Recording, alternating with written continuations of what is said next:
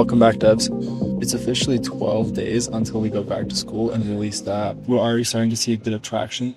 We started pushing on socials, officially signed the Frost deal, and we're even talking to expand to Concordia, which is another school in Montreal, and moving to Toronto. So there's a lot to do. Okay, so first of all, to catch you guys up, we use Heroku to host our backend. And basically, each of these little red squares here shows that our server was going down as we started to see a bit of an influx of users. And this is because we were not prepared at all. So I started fixing everything to make everything more scalable. Don't trust LLMs to generate your code for, especially for the backend, because it just fucks it up most of the time. So first of all, I upgraded to add these two dynos. And what these are basically just two different servers for our application to distribute the load. And then I identified some of the larger tasks that were causing some loads on our servers. And basically as a marketplace, we have to send out batch emails. You have to handle image uploads, all that kind of stuff. And beforehand, we were doing all of this on the exact same server that users were using. So if we had some big request and there was a little delay on our server and then another user tried to make a simple fetch or get request, the whole thing would crash. So what I did is in the controller, first of all, make it asynchronous. And this basically just means that it's done later. And I added this app profile annotation to use this worker dyno. And that's this new dyno here. So you can see we have our two web dynos and our worker dyno. So basically this worker is an entirely different server to handle all of these requests. That way a user never gets impacted with any latency issues and we're able to stay up. I then had to increase the database stuff to allow more users onto the database. So basically there's this thing that's like the max pooler connections, which is the max amount of users that are allowed on at one time. I had to upgrade that as well. A lot of changes. I'll get back to you with our new landing page.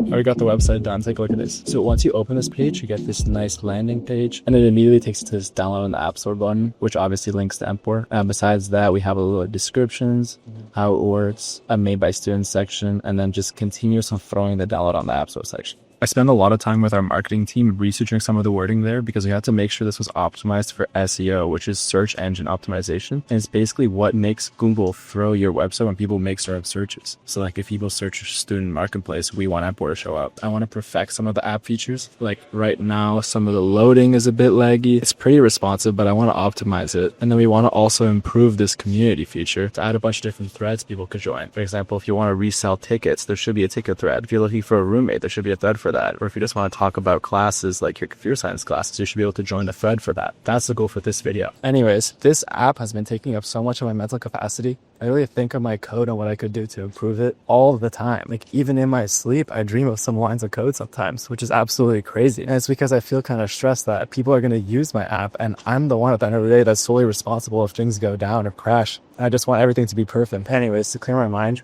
we're going along the line. Let's get into it.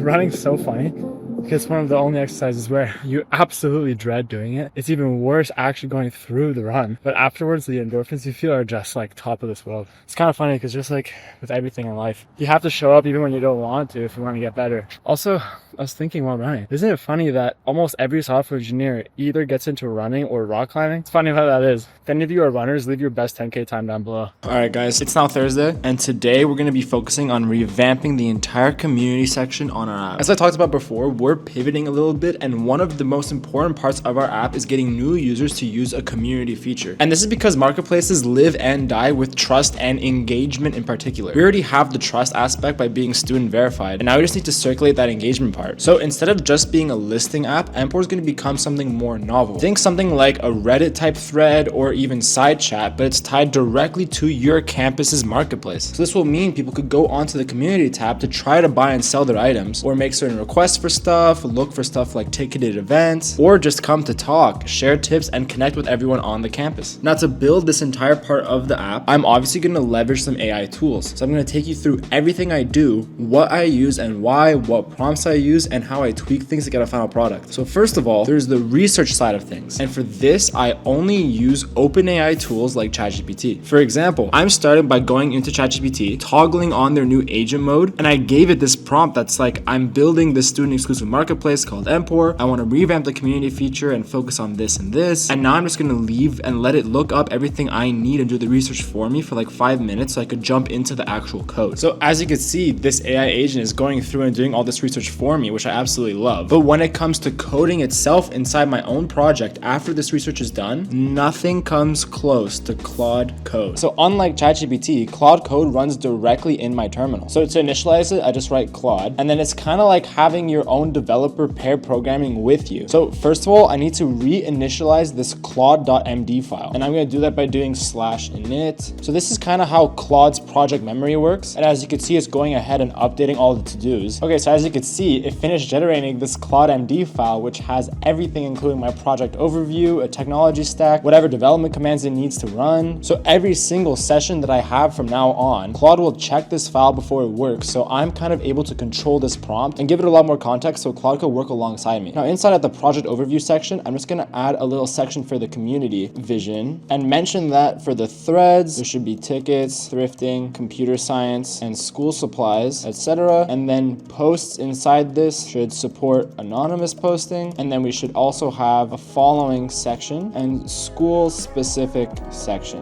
based off of Reddit/Twitter. Okay, so now Claude knows what my vision is. Let's get into actually coding it. So one of Claude's best features is its plan mode. So just press Shift Tab, and now we're in plan mode. So this means it only thinks and outlines a step-by-step plan instead of ever generating code. So now I just gave it this prompt that's like, I want to redo the entire community section. Let's see what it thinks. Okay, so now we can see the plan it gave. So it gave me these front-end tasks where it's like thread management redesign, some of this new anonymous posting UI, and other just UX improvements. So now I'm just going to sit down and keep prompting with Claude for the next like 3 or 4 hours, and I'll show you what the end result is.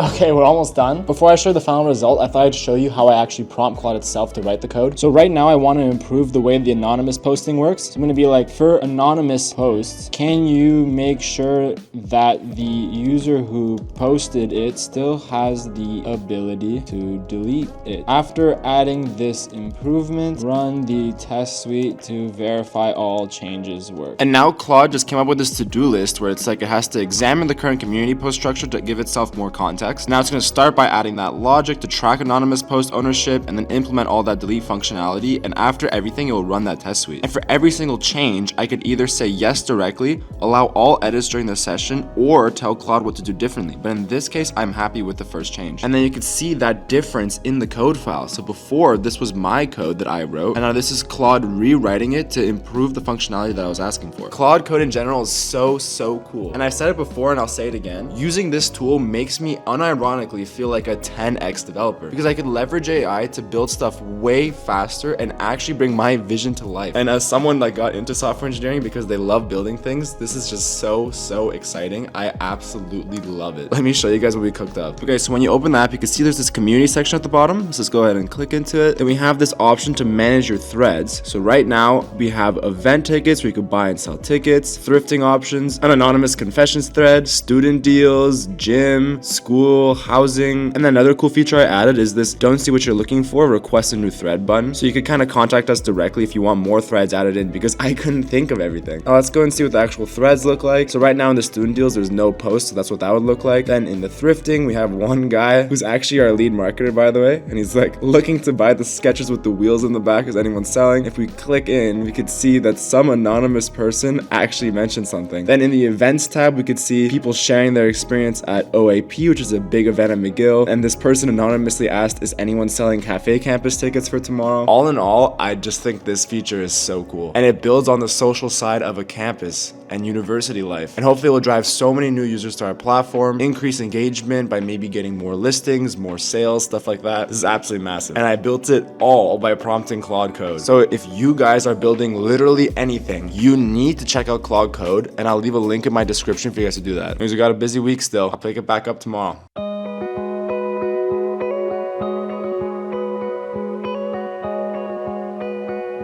Alright guys, it's been a couple days and the app is coming along so nicely. We're getting some super cool new features out. So what I've been working on the last few days is revamping the profiles entirely. So now you can see there's like a verification option. You could see my profile picture and the amount of listings I have, followers, following, whatever. But one of these new features is this link Instagram button. So basically I could just go in and link my Instagram. I just have my username, and just like that, I have a link to my Instagram page so people could go and open my profile on their app. Now, what makes this so cool is instead of trying to compete with all these other social media platforms like Instagram, for example, we're trying to integrate it into our platform. So let's say someone wants to sell like 30 different items. If they want to communicate via Instagram DMs or prove that they're an actual person by linking an Instagram account, what's the harm in letting them do that? The one caveat is they have to have made one listing or one post in the community tab to be able to do that. So this also, in my opinion, will encourage people to be more active on the platform. Super cool, right? All right, now this other feature is this new ranking system. So as you can see, I'm currently ranked number 3 of 981 students at McGill because I have 200 points, and that puts me in the top 0.3%. And I get this silver badge rank as a trendsetter. I was brainstorming with our marketing team for the last few weeks, and basically small stuff like this just creates an incentive to use the platform and makes it more fun. And it was so easy to add, so why not, right? So now to earn points, you basically just have to list an item, make a post, edit your profile, or just engage with the platform by liking other posts, following people, selling items, sending a message. And then we have all of these different tiers based off of how you rank amongst the different users on Empor. I personally think this is so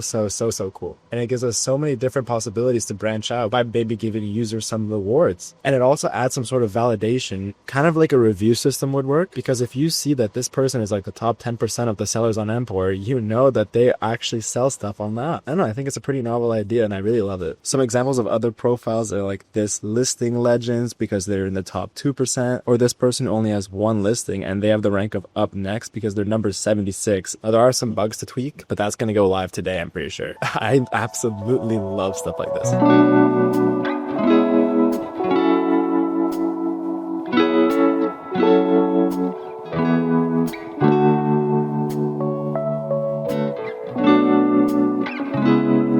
Alright guys, it's August 22nd and we just published our final version to the App Store 3 days before our deadline. All I have to do is finish this submission and then get it approved and we're live. And we're also out on the Google Play Store, so all Android users can finally use it, which is massive. That's going to be like an extra 500 users minimum, I think. Now for the app itself, we got some huge new changes for the App Store previews that our marketing team cooked up. Like, look at these new cards. These are just so beautiful. I absolutely love them. And now inside the marketplace itself, look at how much more efficient the scrolling is. The product cards are just so much more beautiful. And then let's say I want to go and chat with someone, you could see this preview of the product, so everything is so clear. And notably, we no longer take a fee. Now this is because we ended up doing a bunch of research and talking to a bunch of people, and we figured out if you end up taxing student behavior too early, students will be turned off by the platform. Not to mention, because it's in your own community, so we built a trusted community, what's stopping people from taking everything offline off the app? So that cannot be a sustainable revenue model. So we ended up just removing Stripe entirely. Instead, this is how we're going to make money. So in the community tab, there's stuff like the student deals section where our Empor account is going to go ahead and post any student deals we have and promotions, where we'll get a kickback on it. And we'll also be able to sell ad space for companies who want to put targeted ads for students specific to different universities. We've been talking to so many different companies around McGill and have so much interest, it's insane. Like, the revenue model here just seems like it's going to be a lot more successful and sustainable. The app's now released. I'm